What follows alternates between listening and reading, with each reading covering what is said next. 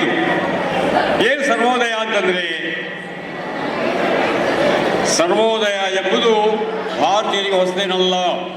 ಲೋಕಾಹ ಸಮಸ್ತಾಹ ಸುಖಿನೋ ಭವಂತು ಎಂದು ಹೇಳಿದ ಋಷಿ ಪರಂಪರೆ ನಮ್ಮದು. ಲೋಕಾಹ ಸಮಸ್ತಾಹ ಸುಖಿನೋ ಭವಂತು. ಇಡೀ ಲೋಕ, ಆ ಜನಾಂಗ ಈ ಜನಾಂಗ ಅಲ್ಲ, ಭೌಗೋಳಿಕವಾಗಿ ಅದು ಇದು ಅಂತಲ್ಲ, ಇಡೀ ಪ್ರಪಂಚದ ಸುಖವೇ ನಮ್ಮ ಸುಖ ಎಂದು ಹಾರೈಸಿದ ಋಷಿ ಪರಂಪರೆ ನಮ್ಮದು. ಈ ಋಷಿ ಪರಂಪರೆಯ ಜಾಡನ್ನು ಹೋಗ್ತಾರೆ ನಾವು. ಇಲ್ಲಿ 25 ವರ್ಷ ಕಾಣಬೇಕಾದ್ದು 25 ವರ್ಷಗಳಿಂದ. ಯಾಕೆಂದರೆ 100ನೇ ಶತಮಾನಕ್ಕೆ ಹೋಗ್ತಿದ್ದು, 100ನೇ ಸ್ವಾತಂತ್ರ್ಯೋತ್ಸವ ಹೋಗ್ತಿದ್ದೀವಿ, ಶತಮಾನೋತ್ಸವಕ್ಕೆ. ಇದು 75 ಮೊನ್ನೆ ಆಗಿದ್ದು ಅಮೃತೋತ್ಸವ. ಅದ್ರ ಬಗ್ಗೆ ನೀವೇನು ಹೆಚ್ಚು ತಲೆ ಕೆಡಿಸ್ಕೊಂಡು ಕಾಣಲಿಲ್ಲ. ಈಗ ಬರೋ ದಿನಗಳಿಗಾಗಿ ನಾವು ನೆನಪಿಟ್ಕೋಬೇಕಾದ್ದು ಸರ್ವೋದಯ, ಸರ್ವರ ಉದಯ, ಸರ್ವೋದಯ. ಏನದು? 3 ಅಂಶಗಳು ಬಹಳ ಮುಖ್ಯ ಮಿತ್ರರೇ. ವೇಣುಗೋಪಾಲ್ ಮತ್ತು ನಿಮ್ಮ ಸ್ನೇಹಿತರು ಗಮನಿಸಬೇಕಾದ್ದು, ಸರ್ವೋದಯಕ್ಕೆ ಬೇಕಾದ 3 ಅಂಶಗಳು ಮುಖ್ಯ. ಯಾವುವು?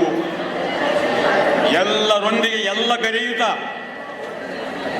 ಎಲ್ಲರಂತೆಯೇ ಎಲ್ಲ ಪಡೆಯುತ್ತ, ಎಲ್ಲರಂತೆಯೇ ಬಾಳಲಾದರೆ ಅದುವೇ ಸರ್ವರ ಉದಯ, ಸರ್ವೋದಯ.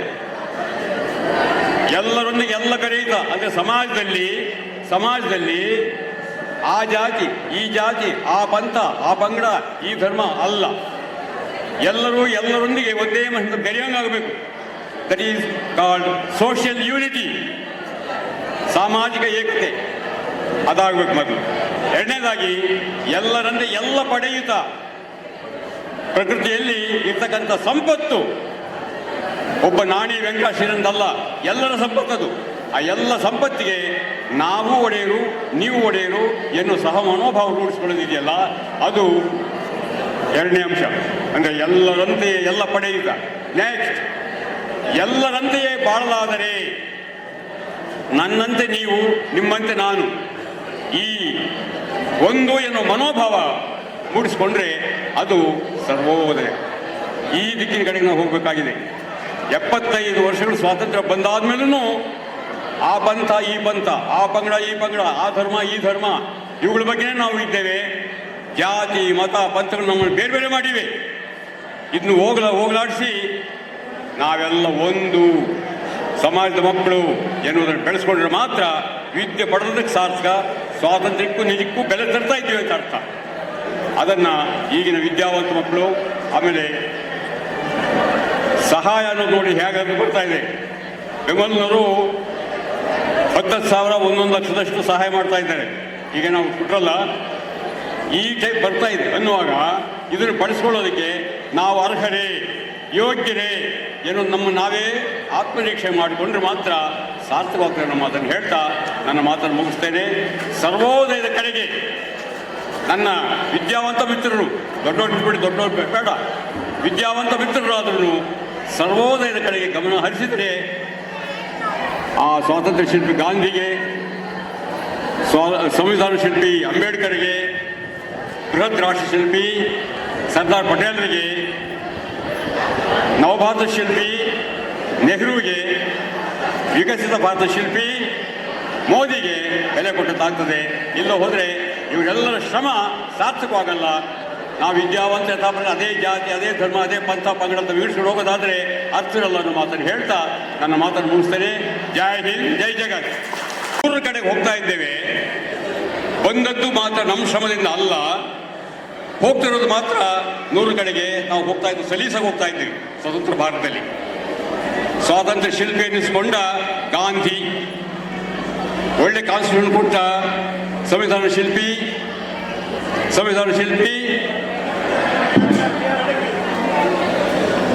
ನೋಡಿ, ಮಾತು ಕೂಡಿಸ್ತೀನಿ ಅಂದ್ಕೊಂಡೆ ನಾನು, ಕೂಡಿಸಲ್ಲ.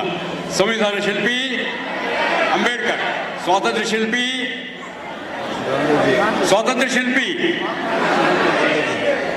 ಗಾಂಧೀಜಿ, ಒಕ್ಕೂಟ ರಾಷ್ಟ್ರ ಶಿಲ್ಪಿ ಸರ್ದಾರ್ ಪಟೇಲ್, ನವಭಾರತದ ಶಿಲ್ಪಿ ನೆಹರು, ವಿಕಸಿತ ಭಾರತದ ಶಿಲ್ಪಿ ಆಗಲಿಕ್ಕಾಗಿರುವ ಮೋದಿ.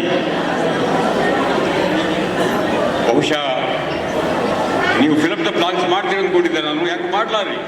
ಮಾಡ್ತಾ ಇಲ್ಲ. ಆದಿಗೆ ಯೋಚನೆ ಮಾಡಬೇಕು. ಇವರೆಲ್ಲರ ಶ್ರಮದಿಂದ ಸ್ವಾತಂತ್ರ್ಯ ಬಂದು 75 ವರ್ಷಗಳಾಗಿದೆ.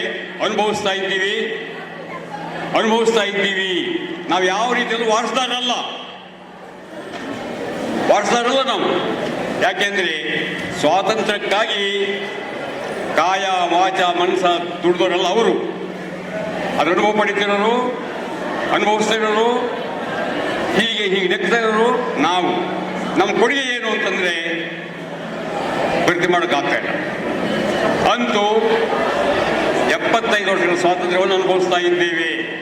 ಇನ್ನು 25 ವರ್ಷಗಳಿಗೆ ಈ ದೇಶ 100ನೇ ವರ್ಷವನ್ನು ಕಾಣ್ತಾ ಇದೆ. ಸ್ವಾತಂತ್ರ್ಯದ ಶತಮಾನೋತ್ಸವ. ಆ ಶತಮಾನೋತ್ಸವಕ್ಕೆ ನೀವು ಇದ್ದೀರಿ, ನಾವಿರಲ್ಲ. ಆದ್ದರಿಂದ ನಿಮಗೊಂದು ಮಾತನ್ನ ನಾನು ನಿವೇದಿಸ್ಕೊಳ್ತಾ ಇದ್ದೀನಿ. ಮಿತ್ರರೇ,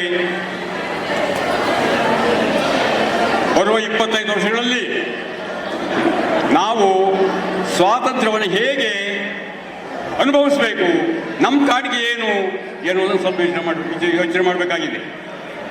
ಒಂದು ನೆನ್ಪಿಟ್ಕೊಳ್ಳಿ, ಸ್ವಾತಂತ್ರ್ಯ ಬಂದಿದೆ, ಸರ್ವೋದಯ ಬಂದಿಲ್ಲ. ನಮಗೆ ಸರ್ವೋದಯ ಆಗಬೇಕು ಎನ್ನುವುದು ಗಾಂಧಿಯವರ ಆಶಯವಾಗಿತ್ತು.